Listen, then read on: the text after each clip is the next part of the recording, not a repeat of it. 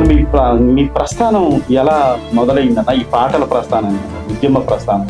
ఈ ఆకలి, అవమానాలు, ఈ దుఃఖం ఏదైతుందో నన్ను తయారు చేశాయి.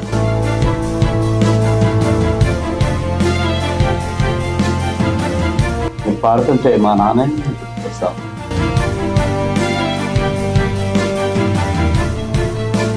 మీరు నక్సలైట్ ఉద్యమంలోకి వెళ్ళడానికి పేదరికము, అవమానము, దుఃఖము, అంటరానితనము ఇవన్నీ కారణమే.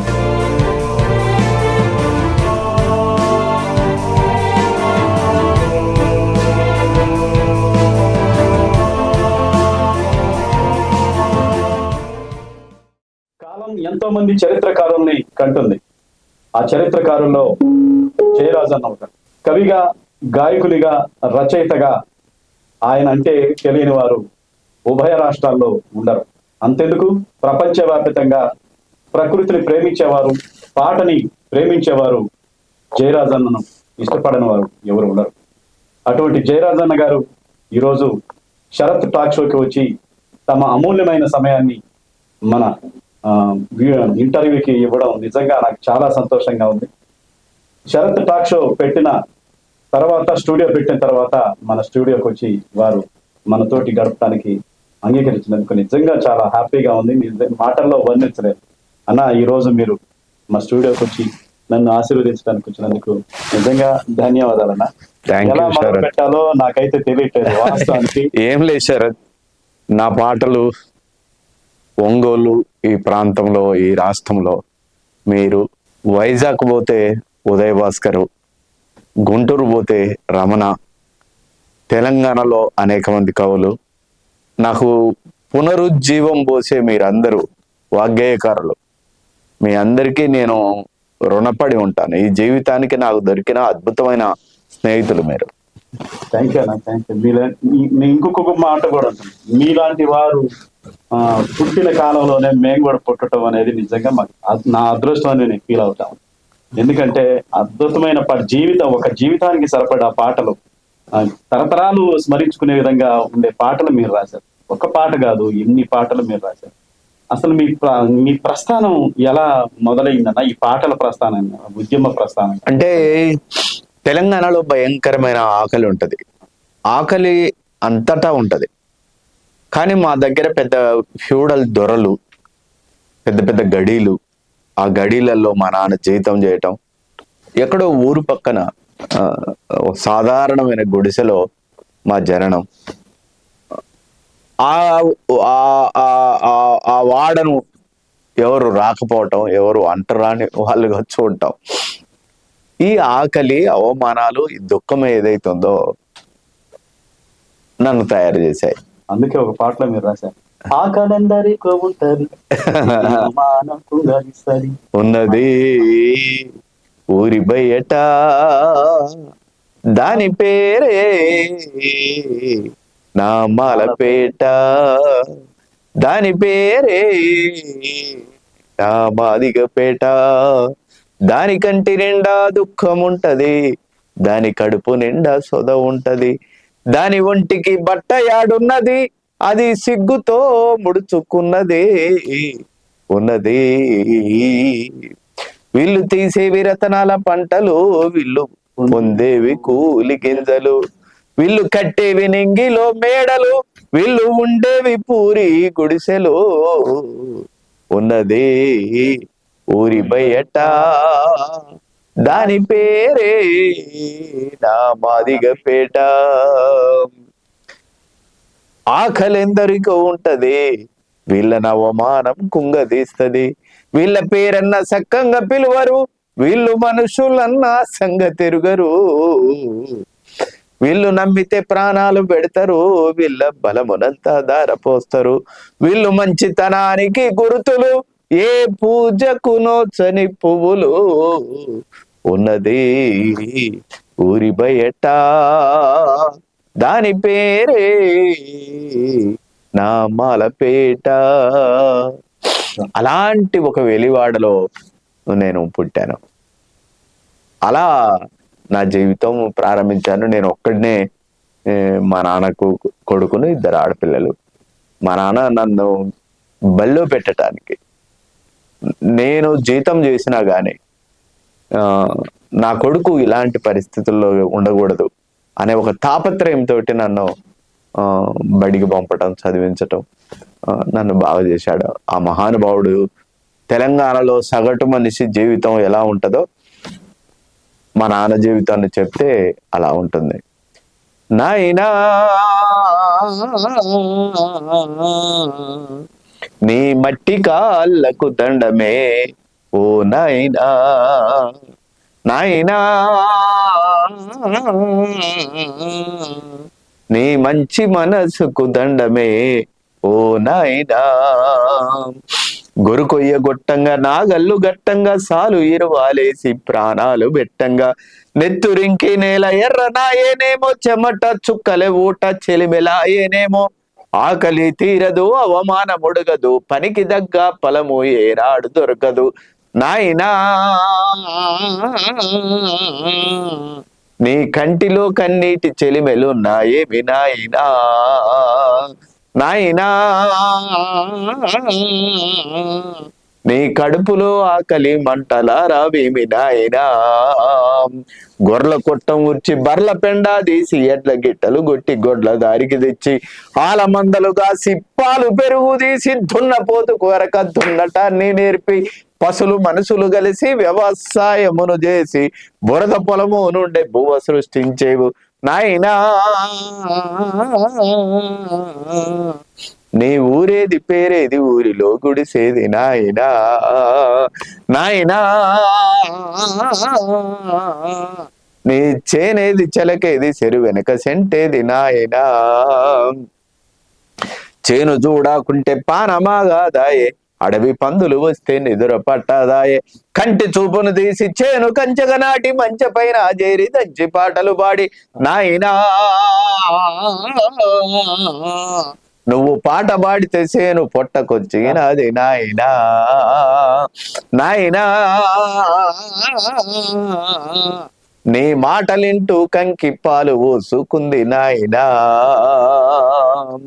నువ్వు ఉరక పొలము పనుల వెనుక కాళ్ళ కింద మీతో కాల చక్రమురక నాట్లను నాటంగా కోతల్ని గోయంగా కుప్పల్ని గొట్టంగా దొరగరిసె నింపంగా పడిగాపులుండంగా తాలు ఒడిపులు గడిపి సగజీతం ఇవ్వంగా నాయనా నీ దుఃఖమంతా చూసి దూడ పెయ్యాలి ఇచ్చే నాయనా, నాయనా నువ్వు పస్తులుంటే చూసి పంట సేలు ఏడ్చే నాయనా. కాళ్ళకున్న చెప్పు చేత పట్టుకొని తల రుమాలు తీసి కడుపు గట్టుకొని డప్పు కొట్టే కాడ దరువులేసే కాడ బొట్టు పెట్టే కాడ బోన పెట్టే కాడ పటేళ్ళు పటవార్లు ఊర్లోకి వచ్చే కాడ నాటు కోడితో పిల్ల రాతిరయ్యే కాడ నాయనా నువ్వు కచ్చడాల ముందు కుక్కలా ఉరికేవు నాయనా, నాయనా ఊరి కుక్కలన్నీ నిన్ను చిత్రంగా చూసేవి నాయనా. కసి పెరుగుతున్నది రసిగారుతున్నది ఆగడాలే రోజు కాగడవుతున్నవి నైజాము గుండెల్లో గుబులవుతున్నది ఊరి దొరల ముడ్డి పట్టుడుతున్నది తుమ్మల శేషయ్య ధలము గడిలోకొచ్చి ఊరి దొరలను బట్టి వర్లంగా కొట్టిరని నాయనా. నీ కథలు వింటూ నేను కమ్యూనిస్టు నైతే నాయనా, నాయనా నీ నడక చూసి నేను నక్సలైటు నైతే నాయనా. ఇది శరత్ జీవితం. ఇంత గొప్పగా నాన్న గురించి నాకు తెలిసి చరిత్రను ఇంత గొప్పగా నాన్న గురించి నాన్న చరిత్ర గురించి రాసిన వాళ్ళు మీరు ఒక్కళ్ళే నాకు అనిపిస్తున్నారు. చాలా నాన్న గురించి చాలా పాటలు వింటున్నా, మీరు పాడుతుంటే మా నాన్నే గుర్తొస్తా.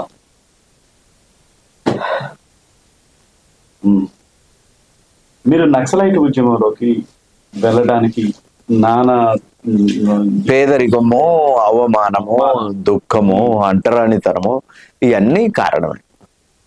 ఓ మనిషిని, ఒక సగటు మనిషిని మనిషిలాగా చూడాలి కదా, ఆడ చూడనప్పుడు మనిషి రియాక్ట్ అవుతాడు కదా. పిల్లిని బంధించి కొడితే అది తిరగబడుతుంది. ఇప్పుడు అన్న మీరు ఎవరు నేను అట్లా నక్సలైట్ ఉద్యమంలోకి వెళ్ళిన తర్వాత నేను రాష్ట్రము అన్ని ప్రాంతాలు తిరిగి పెద్ద ఎత్తున ఆ విప్లవ ఉద్యమానికి నేను అండగా నిలబడటం, పాటలు రాయటం అనేది జరిగింది. అందులో చాలా పాటలు, కొన్ని వందల పాటలు, దండకారణ్యం మొత్తం కూడా అద్భుతమైన పాటలు రాశాను. ఆ పాటలలో చాలా, ఈ కొండ కోనల్లో ఈ అడవి గుండెల్లో మన ఆశయాలు పదును బట్టే పాట పాడు, మన అలుపు సలుపులు ఎగిరిపోయే ఆటలాడు, చెట్టు పుట్ట కొండ కోన అమ్మా నాన్నలు, కోయా వాళ్ళ గుంపులన్నీ అన్నదమ్ములు, ఈ బురక చెట్టు పుట్ట కొండ కోన అమ్మా నాన్నలు, ఈ కోయా వాళ్ళ గుంపులన్నీ అన్నదమ్ములు, మన కడుపు. నక్సలైట్ ఉద్యమంలో పోరాటాల్లో ఎంతో మంది అమరులు వారి గురించి ఒక అద్భుతమైన అలా అనేక నక్సలైట్ ఉద్యమంలో, ఆ దండకారణ్యంలో అనేకమైన పాటలు రాశారు. ఎవరో ఈ బిడ్డలు నింగిలో నెల వంకలు, ఎవరో ఈ పిల్లలు అడవి మల్లె పువ్వులు, వాళ్ళ నడుముల్లో తూటాల దండలు, వాళ్ళ నడకల్లో ఎర్రాని జెండలు, ఎవరో ఈ బిడ్డలు దొరల భూములెన్ని పంచిన ఒక్క సెంటు భూమి వీళ్ళు అడగలే, చెరువు కట్టాలెన్ని పోసిన ఒక్క చేను కంకి వీళ్ళు ముట్టలే, ఆకలి దప్పులు మరిసిరి అడవిలో అన్నలై తిరుగుతుండిరే, ఎవరో ఈ బిడ్డలు పేరు కొరకు వచ్చిరందున అమ్మ నాన్న పెట్టిన పేరు చెప్పరు, ఆస్తి కొరకు వచ్చిరందున వీపున సద్ది మూట కూడా ఉండదు, రాయన్న రప్పన్న సిట్టన్న పుట్టన్న సీకట్లో వెన్నెలై కాసిన చంద్రన్న, ఎవరో ఈ బిడ్డలు నింగిలో నెల వంకలు, ఎవరో ఈ పిల్లలు అడవి మల్లె పువ్వులు. ఎన్ని అద్భుతమైన సాహిత్యం అంతా. కునుక్కు పడితే పరుపు బండలే పరుపులవుతాయి, నిదురపోతే మధ్య నీడలు ముద్దు పెడతాయి, ఆ వెన్నెలమ్మ కలలకొచ్చి ఊసులాడురా, ఆ వెన్నెలమ్మ కలలకొచ్చి ఊసులాడురా, ఈ బుర్రక పిట్టలు పొద్దుటేల నిద్ర లేపురా, ఈ కొండ కోనల్లో ఈ అడవి గుండెల్లో మన ఆశయాలు పదను బట్టే పాట పాడు, మన అలుపు సలుపులు ఎగిరిపోయే ఆటలాడు, చెట్టు పుట్ట కొండ కోన అమ్మా నాన్నలు, ఈ కోయా వాళ్ళ గుంపులన్నీ అన్నదమ్ములు, మన కడుపు దూసి అరే దారి పొడుగునక్క బావా సెంట్రీగాస్తది, ఈ కుక్క పిల్ల నలబాట విడువనంటది, నువ్వు గన్ను పడితే ఉడుము నీకు అండాగుంటది, నువ్వు గన్ను పడితే ఉడుము నీకు అండాగుంటది, నువ్వు కన్ను మూస్తే ఆకాశానికే చిల్లు పడుతుంది, ఈ కొండ కోనల్లో ఈ అడవి గుండెల్లో మన ఆశయాలు పదను బట్టే పాట పాడు, ఈ గువ్వల జంటను చూసి చెల్లెల మనసు లాగెరా, మన దళములోనే ఒక పిల్లోడు పెళ్లి ఆడురా, ఏ కులము మతములన్నీ ఇక్కడ పనికి రావురా, ఆ కొండ వాగులే దిగి వచ్చి కాళ్ళు గడుగురా. ఇలా అసలు గొడవలు వస్తే మనలో మనమే సర్దుకోవాలి, ఆ గండు సీమల చూసి మనం నేర్చుకోవాలి, ఏ సుఖం కోరి బతుకు నడిపే వాళ్ళం కాదురా, మనం గుండె జారిపోతే ప్రజల కండ ఎవడురా, ఈ కొండ కోనల్లో ఈ అడవి గుండెల్లో మన ఆశయాలు పదును బట్టే పాట పాడు, మన అలుపు సలుపులు ఎగిరిపోయే ఆటలాడు. ఒక రకంగా నక్సలైట్ ఉద్యమమే ఈ ప్రపంచం అంతా తిప్పి నన్ను ఒక కవిగా వేదికలిచ్చి నన్ను ఒక కళాకారుడిగా తీర్చిదిద్దింది. అసలు మీరు ఎక్కడ హృదయంతో పాటు దండ ఇవి కన్ను మూస్తే ఆకాశం కింద పడుతుంది. అద్భుతమైన అంటే అప్పటిదాకా వచ్చిన విప్లవ ఉద్యమంలో వచ్చిన పాటలు పదండి పోదాం పదండి పోదాం పై పైకి ఇలాంటి పాటలు వచ్చాయి. కానీ హృదయంతో మానవీయ కోణంలో నుంచి విప్లవాన్ని ఒక అద్భుతమైన ప్రజెంటేషన్ ఏదైతే ఉందో శివసాగర్ మొదలు పెట్టాడు, దాన్ని నేను కొనసాగించాను. నాకు చాలా ఇష్టమైన పాట ఇంకోటి ఉందన్న, చెలిని కన్నుల. అసలు ఒకటేంటి మానవీయ, నాన్న మీద రాశాను, అమ్మ మీద. అమ్మ నన్ను కన్నందుకు వందనాలు, అమ్మ నన్ను సాధినందుకు వందనాలు, అమ్మ నన్ను కన్నందుకు వందనాలు. అమ్మ నా పాట అండి. అమ్మా నీ పిలుపులో అనురాగం ఉన్నది, అమ్మా నీ ప్రేమలో అమృతము ఉన్నది, జన్మ జన్మకు వీడని బంధమున్నది, జగతిని కాపాడు గొప్ప ధర్మం ఉన్నది, అమ్మా నీ పిలుపులో అనురాగం ఉన్నది, అమ్మా నీ ప్రేమలో అమృతము ఉన్నది, నడక నేర్పేటందుకు నువ్వు కుంటిదానవైనవు, మాట నేర్పేటందుకు నువ్వు ఎడ్డిదానవైనవు, అమ్మా నన్ను ఊయలేసి కోయిలమ్మవైనవు, అమ్మా నీ ఒడినే మొదట బడిని చేసుకున్నావు, దేవతలతో పోల్చి నీకు పూజ చేయలేను, ఏ దేవత నేలా నాకు జన్మనివ్వలేదు, అమ్మా నా కడుపులో నువ్వు తిరిగి పుట్టగలవా, అమ్మా నా కూతురు అయి ఆడి పాడగలవా. అలాగే ఎన్ని వందనాలమ్మా అమ్మా, వందనాలమ్మా, వందనాలమ్మా నీకు వందనాలమ్మా. అడవిలో అన్న జయసుదాస్ లాంటి మహానుభావుడు పాడాడు. ఇలా అమ్మ పాటలకు అద్భుతమైన రాశాను. అలాగే మా చెలిని కన్నుల, నేను పెళ్లి చేసుకునేటప్పుడు గ్యారంటీ ఇవ్వాలి కదా అవతల వ్యక్తులకు. కాబట్టి చెలిని కన్నులలో వెన్నెల కురియాలి, చెలిని నవ్వులలో పున్నమి విరియాలి, చెలిని హృదయములో ఊయలలో గాలి, గువ్వల వలె మనమొకటై రివ్వున ఎగరాలి, చెలిని కన్నులలో వెన్నెల కురియాలి, చెలిని నవ్వులలో పున్నమి విరియాలి, రాముడనై నిన్ను అడవికి పంపను, కృష్ణుడనై నీకు సవతిని తేలేను, హరిశ్చంద్రుడై నిన్ను అంగడిలో అమ్మబోను, తరతరాల దురాచార వల నీకు విసరలేను, చెలిని కన్నులలో వెన్నెల కురియాలి. ఇలా కుటుంబం, నేపథ్యం, జీవితం. మీరు విప్లవ ఉద్యమంలో పనిచేశారు. మరి విప్లవ ఉద్యమం నుంచి అంటే ప్రకృతి ప్రేమికులుగా ఎలా మారటం అనేది అంటే నేను అడవి కదా, అడవిలు, కొండలు, జలపాతాలు అవన్నీ ఉంటాయి కదా. నేను సడన్ గా ఆ నుంచి సింగరేణి ఉద్యమంలో బలంగా పనిచేశాము, జైలుకి వెళ్ళాను, అరెస్ట్లు అయ్యాను, చాలా ఇబ్బందులు పడ్డాను. ఆ నుంచి నాకు క్యాన్సర్ ఎఫెక్ట్ అయింది. క్యాన్సర్ ఎఫెక్ట్ అయితే అప్పుడు నిమ్స్ హాస్పిటల్లో ఉన్నాను. ఆ టైంలో నా డాక్టర్ ఒక 2 నెలల 15 రోజుల కంటే ఎక్కువ బతకటం కష్టం అని చెప్పాడు. ఎన్లూరు చెన్నయ్య రాసిన బాబాసాహెబ్ అంబేద్కర్ జీవిత చరిత్ర చదివిన తర్వాత నేను బాగా రియాక్ట్ అయ్యాను. అంతటి అపారమైన మేధావి మీద అప్పటి వరకు పాటలు లేవు. ఆ పుస్తకం చదివిన తర్వాత ఈ మహానుభావుడి చరిత్రను పాటల రూపంలో తీసుకురావాలనే ఉద్దేశంతో అప్పుడు నేను మొదలు పెట్టాను.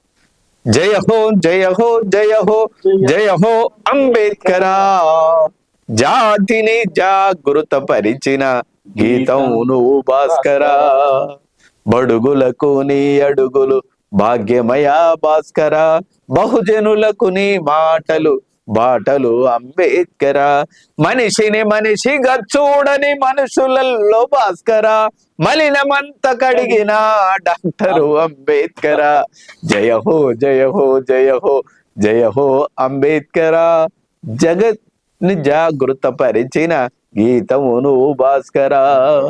అలాంటి పాట అసలు మేము ఒక ప్రోగ్రామ్ లో మీ పాటల నుంచి పక్కకి పోలేని పరిస్థితి, అన్ని మీ పాటలే. ఏ పాటలు చూసినా పచ్చని చెట్టుని నేను కానివ్వండి, మనసా నేను రాయినైతే, ఎన్ని పాటలన్నా అన్ని ఒక 2 గంటల పాటలు మీయే మేము పాడుకునేవాళ్ళం. అట్లా నేను అంబేద్కర్ భావజాలం నాకు ఆయన చదివిన తర్వాత, అయ్యో నువ్వు ఎక్కడో ఉన్న యూరోప్ లో ఉన్న మార్క్స్ ని నేను కొలిచాను, నా పక్కనే ఉన్న మార్క్స్ ని చూడలేకపోయాను అని. అప్పుడు జగోరే జాగో అంబేద్కర్, జగత్ జననేత అంబేద్కర్, భవితకు మార్గం అంబేద్కర్, బడుగులకు ప్రాణం అంబేద్కర్, మా బల్లో టీచర్ అంబేద్కర్, మా బతుకు ఫ్యూచర్ అంబేద్కర్, మా దారికి టార్చ్ అంబేద్కర్, భారత్కు మార్క్స్ అంబేద్కర్, కులానికి శూలం అంబేద్కర్, మతానికి మందుర అంబేద్కర్, మనువుకు మరణం అంబేద్కర్, మానవత మూర్తి అంబేద్కర్, జగోరే జాగో అంబేద్కర్, జగత్ జననేత అంబేద్కర్, భవితకు మార్గం అంబేద్కర్, బడుగులకు ప్రాణం అంబేద్కర్. అట్లా అంబేద్కర్ మీద పాట రాశాను. అంబేద్కర్ ఈ దేశానికి పెట్టుబడిదారులో మనువాదమే ప్రధాన శత్రువు అని చెప్పాడు. అప్పుడు నేను మనువాదానికి మరణ శాసనం రాస్తున్నానిదిగో, కౌటిల్యానికి పాడే కట్టెలు మోస్తున్నామిదిగో, కులాలు మతాలు కట్టిన గోడలు కూల్చేస్తామిదిగో, సామ్యవాదపు అంబేద్కరులై వస్తున్నామిదిగో. అట్లా వర్ణ వ్యవస్థ మీద ఒక అద్భుతమైన పోరాటం ఏదైతుందో పెద్ద ఎత్తున ఈ తెలుగు రాష్ట్రాలలో తీసుకొని రావటం అనేది జరిగింది. ఆ పాటలు మొత్తం కూడా హిందీలో వచ్చాయి, అన్ని భాషల్లోకి వచ్చాయి. ఆ తెలుగు రాష్ట్రాలలో ఎక్కడికి వెళ్ళినా గానీ అవే పాటలు. చాలా వందల పాటలు పాడారు, ప్రతి పాట ప్రజల నాలుకలో. మీరు సడన్ గా దాదాపు ఒక 25 చరణాలతోటి శిలా నీవే శిల్పి నీవే అనే పాటని అసలు ఎందుకు రాయాలనిపించింది? అసలు ఆ థాట్ ఎలా వచ్చింది మీకు? అంటే నేను అంబేద్కర్ భావజాలంతో ఉన్న తర్వాత ఆయన బౌద్ధం తీసుకున్నాడు, నేను కూడా బౌద్ధం మీద రాశాను. తర్వాత నేను నేచర్లోకి వచ్చాను, నేచర్ మీద అద్భుతమైన పాటలు చాలా రాశాను.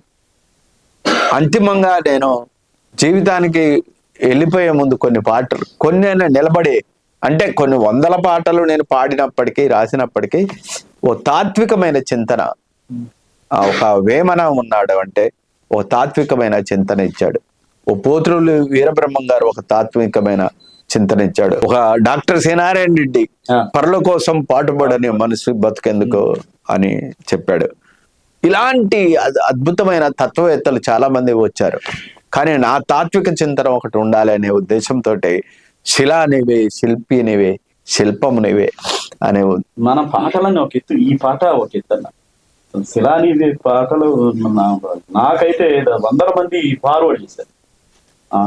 ఆ పాట గురించి చెప్తారన్న. ప్రకృతిలోని అనేక విషయాలు, మానవ సమాజంలోని అనేక విషయాలు, ప్రేమ, అనురాగం, ఆత్మీయతలు, అనేక విషయాలు మొత్తం కూడా ఎలా ఉండాలి, మనిషి కులము ఎడల ఎలా ఉండాలి, మతము ఎడల ఎలా ఉండాలి, భార్య ఎడల ఎలా ఉండాలి, తల్లిదండ్రుల ఎడల ఎలా ఉండాలి, పిల్లల ఎడల ఎలా ఉండాలి, ప్రేమ ఎడల ఎలా ఉండాలి, ఆ అప్ అండ్ డౌన్స్ వస్తున్నప్పుడు జీవితంలో ఎలా తట్టుకొని నిలబడాలి.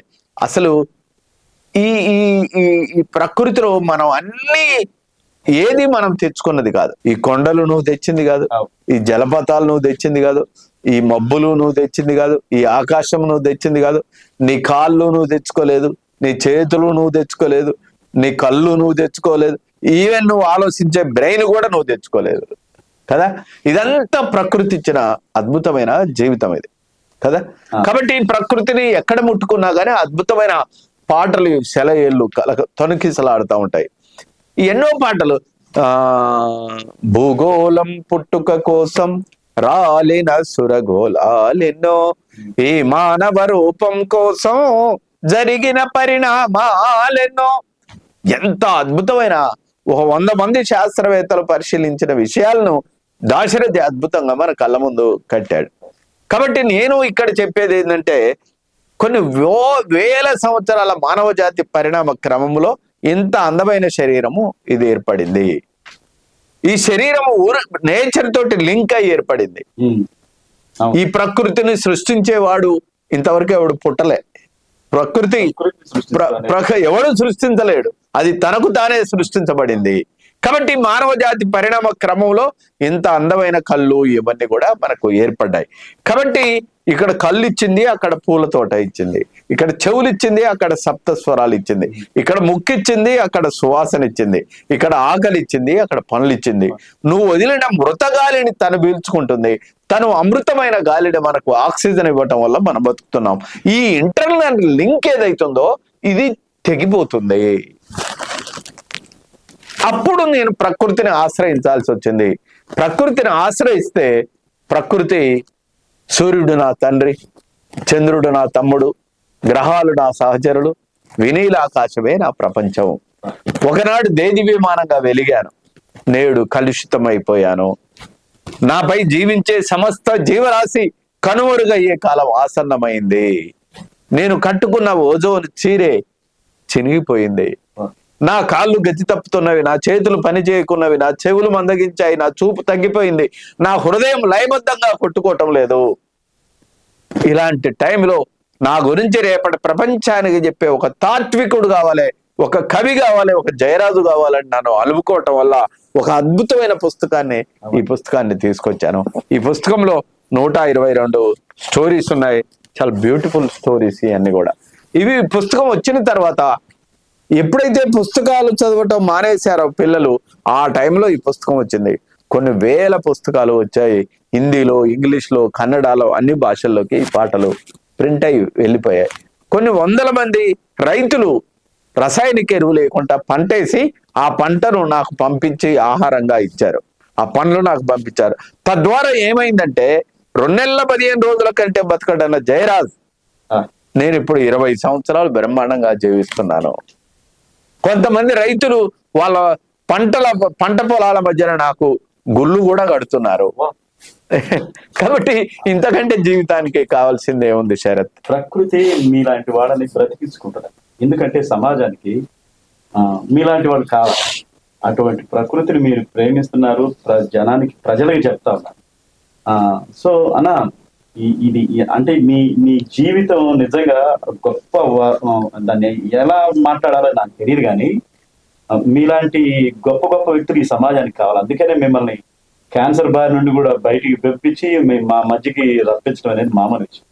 తర్వాత మీరు ఇంత గొప్ప రచయిత అయ్యారు. మీరు తెలంగాణ నుంచి టోటల్ గా ప్రపంచం మొత్తం మీ అభిమానులు.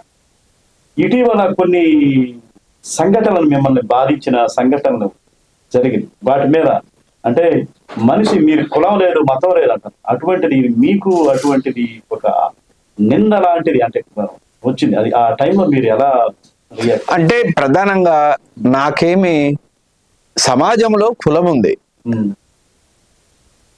చిన్నప్పుడు అది ఎదుర్కొన్నాం మేము. సమాజంలో పేదరికం ఉంది, అది మేము ఎదుర్కొన్నాం. కానీ జీవితంలో ఒక దశకు వచ్చిన తర్వాత జాషువా అంటాడే, నేను ఏ పరిధిలో కూడా లేను. నాకంటూ ఒక ఇంటి పేరు లేదు, నాకంటూ ఒక కులం లేదు, నాకంటూ ఒక మతం లేదు, నాకంటూ ఒక దేవుడు లేడు. నేను ప్రకృతినే ప్రాణంగా పెట్టుకొని జీవిస్తున్నాను. అంతకు తప్ప నాకు ప్రకృతి సురక్షితంగా ఉంటే నేను ఇంకా 10 కాలాల పాటు మంచిగా ఉంటాను.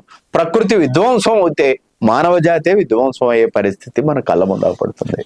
ప్రభుత్వాలు, మీరు తెలంగాణలో ప్రభుత్వం మిమ్మల్ని బాగా కళాకారులు మిమ్మల్ని చాలా సంస్థగా, అటువంటిది ఈ కళారూపాల గురించి, ప్రకృతి గురించి, సమాజం గురించి కళాకారులు చేయాలంటే వాడు బ్రతకాలి. ఎటువంటి విధానాలు తీసుకుంటే బాగుంటుంది? అంటే ప్రధానంగా కళాకారుడు సమాజానికి రిప్రజెంటేటివ్. అవును. ఒక కళాకారుణ్ణి సూర్యుడితోటి పోలిస్తే సూర్యుడిలో వేడి ఉంటది, కానీ కళాకారుల్లో అది ఉండదు.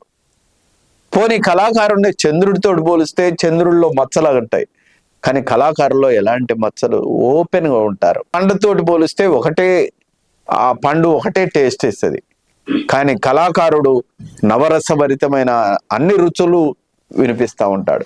ఈ సమాజానికి రిప్రజెంటేటివ్. సమాజం యొక్క సమస్యల్ని తన సమస్యలుగా ఆడుతాడు, పాడుతాడు, ఎగురుతాడు. తన జీవితాన్ని మొత్తం కూడా ఈ సమాజానికి అంకితం చేస్తూ చైతన్యవంతం చేస్తూ ఉంటాడు. కాబట్టి కళాకారుడునే ప్రభుత్వాలు ఆ రాజుల కాలంలో రాజులు పోషించారు కవుల్ని, కళాకారుల్ని. తర్వాత ప్రభుత్వాలు కూడా వీళ్ళకు అండదండ ఇవ్వాలి. వాళ్ళ మాటలు శ్రద్ధగా వినాలి, వాళ్ళ భావ వ్యక్తీకరణ చేసుకునే స్వేచ్ఛ ఉండాలి. వాళ్ళు చెప్పింది ప్రభుత్వం కూడా చేసుకోగలిగితే చాలా అభివృద్ధిలోకి వస్తారు. ఇలాంటి కవులు కళాకారులని ప్రభుత్వాలే పోషించాలి.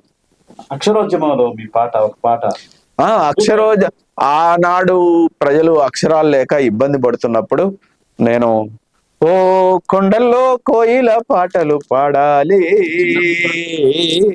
పల్లెల్లో అక్షర దీపం వెలగాలి, చాలా అద్భుతమైన పాట. దండోరా సినిమాలో నారాయణమూర్తి గారు తీసుకున్నాడు.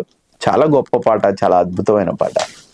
అంటే కళలు కానివ్వండి, జానపద కళ కానివ్వండి, ఎన్ని కళారూపాలు, వాటిని మనం అంటే రక్షించుకోవాలంటే ఎటువంటి ప్రభుత్వాలు ఎటువంటి తీసుకోవాలి? అంటే ఇవాళ ప్రధానంగా మల్టీనేషనల్ కంపెనీలు వచ్చాయి. మల్టీనేషనల్ కంపెనీలు వచ్చిన తర్వాత ఆట పాట అన్ని కూడా ఇలా కార్పొరేట్ లోకి వెళ్ళిపోయాయి. కాబట్టి ఈ రోజు పాట రేపు ఉండట్లేదు. ఈ రోజు వచ్చిన కళాకారుడు రేపు కనుమరుగైపోతున్నాడు. అంత స్పీడ్ యుగం నడుస్తుంది. ఇలాంటి టైంలో ఈ కార్పొరేట్ వ్యవస్థ ఎంత ఎదగాలనో అంత ఎదిగింది, ఎంత విధ్వంసం చేయాలనో అంత విధ్వంసం చేసింది. దీని పరిస్థితులు ఇవాళ సమాజం చాలా తీవ్రంగా ఎదుర్కొంటుంది.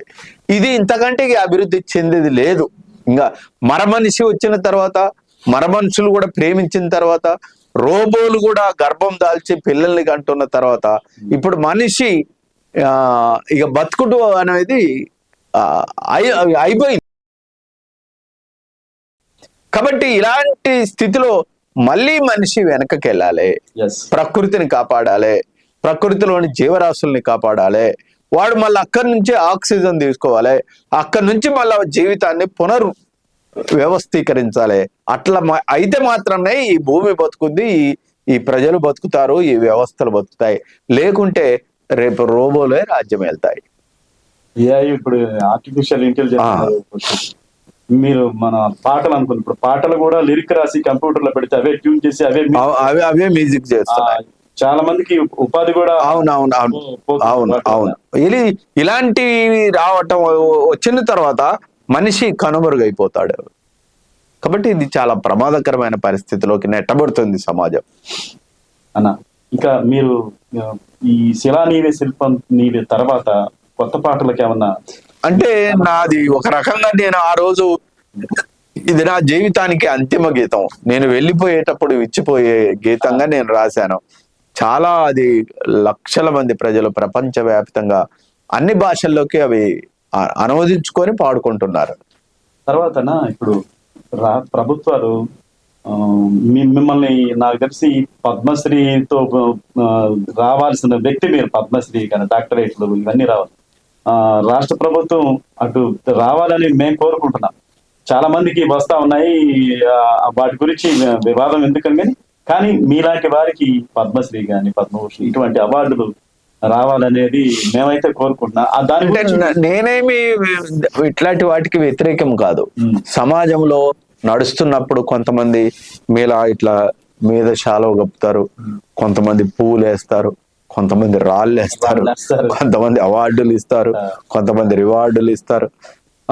ప్రధానంగా ఈ మధ్య కాలంలో బండి యాదగిరి బండెనక బండి కట్టి 16 బండ్లు కట్టి ఏ బండిలో వస్తావు కొడుకో నైజాం సర్కర్ వాడ అని పాట రాసిన బండి యాదగిరి కానుంచి అందశ్రీకి అయితేంది, గూడంజయ్యకి అయితేంది, జయరాజుకి అయితేంది, గద్దర్ అయితేంది, వీళ్ళందరికీ కూడా ఒక 9 మందిని సెలెక్ట్ చేసి వాళ్ళందరికీ కూడా తగిన పారితోషికం ఇచ్చి గవర్నమెంట్ చాలా పెద్ద ఎత్తున ఒక పెద్ద గుర్తింపు ఇవ్వటం అనేది తెలంగాణ వచ్చిన తర్వాత ఇవ్వటం అనేది జరిగింది. ఇది ప్రతి రాష్ట్రంలో నాలాంటి కళాకారులు చాలా మంది ఉంటారు. అలాంటి వాళ్ళను గుర్తించాల్సిన బాధ్యత ఈ ప్రభుత్వాల మీద ఉంది. కవి కళాకారుడు చాలా ఉన్నతంగా బతకాలి కదా, అవును, చాలా గౌరవంగా బతకాలి కదా. కాబట్టి అలాంటి పరిస్థితులు అన్ని రాష్ట్ర ప్రభుత్వాలు కల్పించాలనేదే నేను కోరుకునేది.